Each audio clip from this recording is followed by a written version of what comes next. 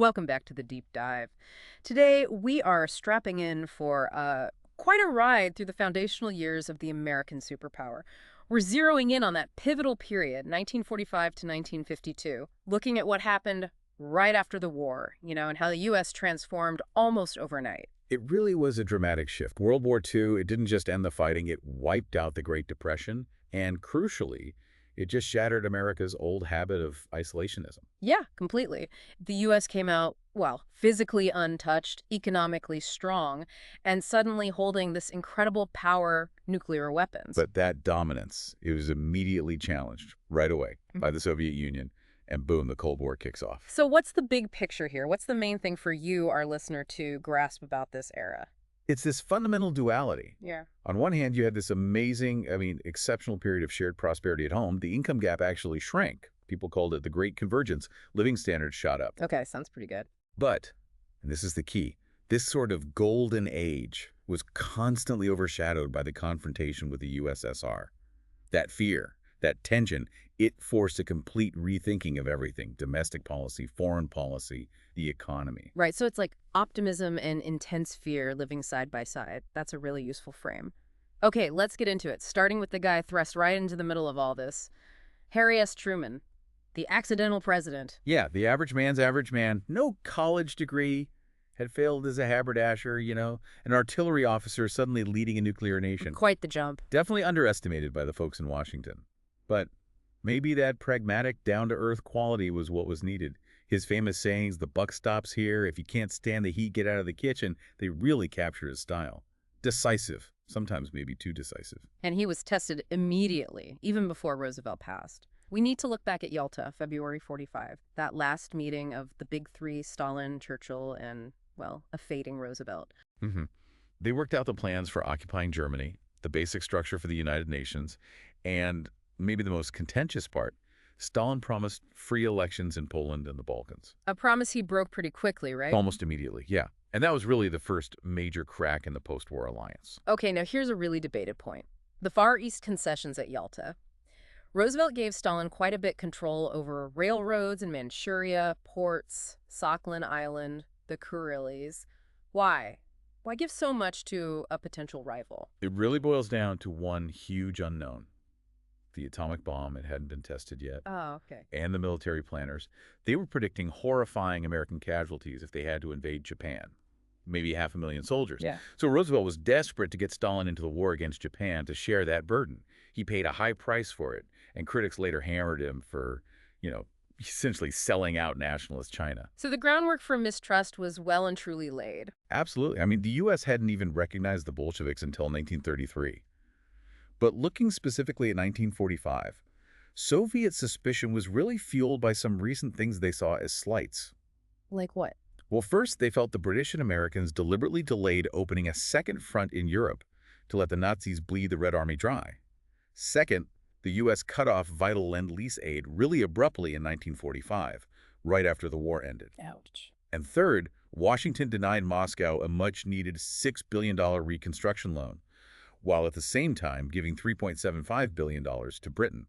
So the Soviets felt singled out, financially squeezed, and strategically stalled. You can see how they'd have completely different visions. Stalin needed security, right? A buffer zone of friendly states in Eastern Europe after being invaded twice. Exactly.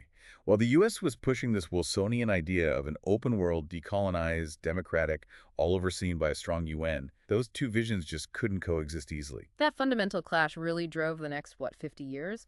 But before things got totally frozen, the U.S. did manage to set up some structures for its open world idea. Right, capitalizing on that wartime unity, at least initially. Economically, the big one was the Bretton Woods Conference back in '44. Yeah, let's not brush past that. Bretton Woods basically shared the entire post-war global economy, didn't it? It really did. It created the International Monetary Fund, the IMF, to keep currencies stable. And the World Bank, its formal name, is the International Bank for Reconstruction and Development, to fund growth and rebuilding. And GATT, right? The trade agreement. Yep, the General Agreement on Tariffs and Trade aimed at lowering tariffs globally. The whole point of these was to avoid the kind of economic chaos and nationalism that, well, helped lead to World War II in the first place. Okay, so economic architecture. What about the political side? The United Nations, set up in San Francisco in April '45, how is it different from the old League of Nations that, failed? Realism, basically. Hmm. The UN assumed the big powers needed to cooperate, but it built in a safety mechanism. Mm-hmm. The veto power for the big five, US, USSR, Britain, France, China, and the Security Council. So acknowledging the reality of power politics. Exactly. That realism, that veto, was key to getting the U.S. Senate to approve it this time. Unlike with the League after World War I, they learned that lesson. But then the atom bomb immediately threw a wrench in the works. That cooperation faltered fast. Tell us about the Baruch Plan. So the Baruch Plan, 1946, proposed a UN agency, crucially, one without the great power veto to control all atomic weapons development worldwide. Sounds reasonable on the surface. Well, the Soviets saw it differently. They viewed it as a trick, basically. A way for the U.S. to keep its monopoly while preventing anyone else from catching up. They countered, saying just outlaw the bombs completely, but neither side trusted the other enough to, throw away their gun, as Truman apparently put it. So that chance for international control just evaporated. Okay, let's shift to the real hotspot, Germany. After the Nuremberg trials, where 12 top Nazis were executed, any agreement just fell apart, right? Pretty quickly. Germany and Austria got divided into 4 zones. But the Western Allies, U.S., Britain, France, dug in their heels and refused to let Moscow drain Germany through massive reparations like Stalin wanted. Trying not to repeat the mistakes of Versailles. Precisely. But that refusal effectively cemented the division of Germany and, by extension, Europe. You got West Germany and East Germany separated by Churchill's famous Iron Curtain. And that division led to a direct confrontation in Berlin in 1948. Berlin was also divided, but it was deep inside the Soviet zone. What did the Soviets do? They tried to squeeze the West out. They cut off all rail and highway access to West Berlin, hoping to starve the Allies into abandoning the city. That didn't work. No. The Americans launched the Berlin Airlift, an incredible feat. For nearly a year, planes flew in, thousands of tons of supplies, food, coal, everything every single day.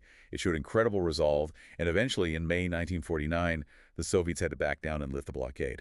That's really the moment the Cold War, became undeniably real and frosty. And this success helped solidify America's core strategy, containment. Who came up with that idea? That was largely George F. Kennan, a very sharp diplomat who knew the Soviet Union well. He argued that Soviet power was inherently expansionist, driven by both history and ideology, but also cautious. So you could stop it. Yeah, Kennan believed you could contain it, stop its flow, by applying firm counterpressure at key points around the globe. Firm and vigilant containment. And Truman made this official policy in 1947 with the Truman Doctrine. He did. He asked Congress for $400 million to help Greece and Turkey fight communist pressure. But it was more than just aid. It was this huge, sweeping promise to support free peoples resisting subjugation everywhere. Basically, they cast the U.S. as the global firefighter against communism. And then came the economic side of containment. The Marshall Plan, also in 47. Right. Secretary of State George Marshall was smart. He knew poverty and chaos were fertile ground for communism. So the U.S. offered a massive aid package, $12.5 billion over 4 years, to help Western Europe rebuild. Did they offer it to the Soviets, too? They did, interestingly, knowing full well Moscow would likely reject the terms, which required economic cooperation and transparency that the Soviets wouldn't accept. And the Marshall Plan was a success. Hugely successful. It fueled an economic miracle in Western Europe, probably saved Italy and France from going communist internally, and just stabilized the whole continent. And these steps, Truman Doctrine, Marshall Plan, Berlin Airlift, they all led to NATO in 1949, right? A really historic move for the U.S. Absolutely historic. The North Atlantic Treaty Organization, who's a military defense pact, an attack on one member was an attack on all. This was the U.S. formally tying itself to Europe in peacetime, completely reversing like 2 centuries of foreign policy tradition. Someone had a pithy summary for it, didn't they? Yeah, the pundits summed it up nicely. NATO's purpose was to keep the Russians out, the Germans down, and the Americans in. Kind of cynical, but captured the essence. Okay, so Europe is solidifying, but things were going very differently in Asia. Japan actually went well under MacArthur, didn't it? Japan was a remarkable success story, yes. MacArthur oversaw a peaceful occupation, a new democratic constitution, renunciation of militarism. Women got the vote.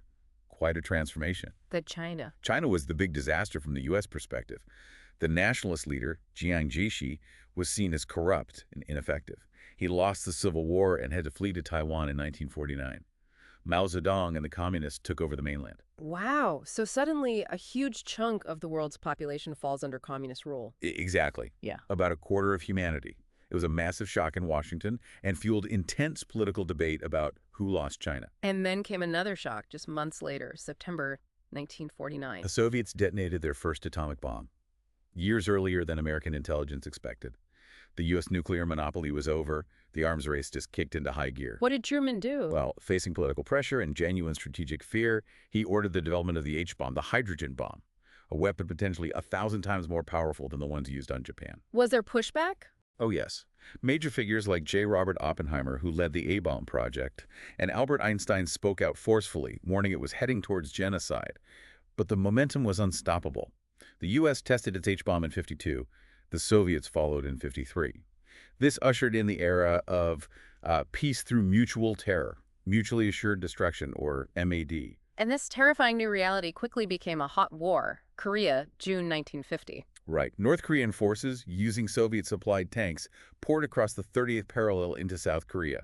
The invasion was sudden, brutal. And this invasion, it gave life to a particular policy document. Yes, NSC 68, National Security Council Memorandum Number 68. It had been drafted earlier but kind of shelved. It argued the U.S. needed a massive, permanent military buildup to confront global communism. The Korean invasion provided the political will and the justification to implement it. Defense spending quadrupled. This really locked in the militarization of the Cold War and made the defense budget a permanent, huge part of the U.S. economy. The U.S. intervention in Korea was technically under the UN flag, right? A police action. Officially, yes. But the U.S. provided the vast majority of troops, something like 88%, under General Douglas MacArthur. Initially, things went badly. Then MacArthur pulled off that brilliant, incredibly risky landing at Incheon, behind enemy lines. And pushed the North Koreans way back? Way back. Almost to the Chinese border. But that's where things went wrong. The U.S. pushed too far, despite warnings from China. What happened? In November 1950, China intervened massively, sending hundreds of thousands of so-called volunteers across the Yalu River. They pushed the UN forces back in a bloody retreat. The war settled into a brutal, frozen stalemate roughly around the original 38th parallel. And this led to that huge clash between Truman and MacArthur. A major confrontation. MacArthur was furious about the stalemate. He publicly pushed for expanding the war, blockading China, even using nuclear weapons. He famously said there was no substitute for victory. But Truman disagreed. Truman was focused on Europe as the main prize and terrified of starting World War III with China, maybe even the Soviets.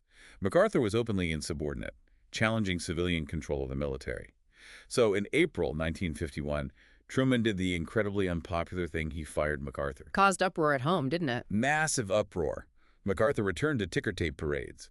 But ultimately, Truman's decision upheld the principle of civilian command, even if it hurt him politically. All this fear and anxiety abroad, it definitely spilled over at home. The Red Scare intensified. Hugely.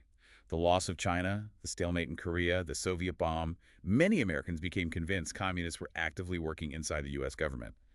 Truman himself fueled this, launching a huge loyalty program. The Loyalty Review Board investigated millions of federal workers. And Congress got involved, too. Oh, yeah. The House Un-American Activities Committee, HEAC, became infamous. Richard Nixon actually made his name pursuing Alger Hiss, a former State Department official who was eventually convicted of perjury related to espionage claims. And the Rosenberg case. That was probably the peak of the fear. Julius and Ethel Rosenberg were accused of leaking atomic secrets to the Soviets. They were convicted and executed in 1953. It was incredibly dramatic, the only Americans ever executed for espionage in peacetime. Then there was McCarthy. Senator Joseph McCarthy. He burst onto the scene claiming he had lists of communists working the State Department. He never really proved his wild accusations, but McCarthyism became this term for the whole climate of fear, guilt by association, and baseless attacks that ruined countless lives and careers. How did his downfall eventually happen? He overreached. Badly. In 1954, he took on the U.S. Army in televised hearings. His bullying tactics, his recklessness, it was all exposed on national TV. People saw his meanness, and the Senate finally censured him.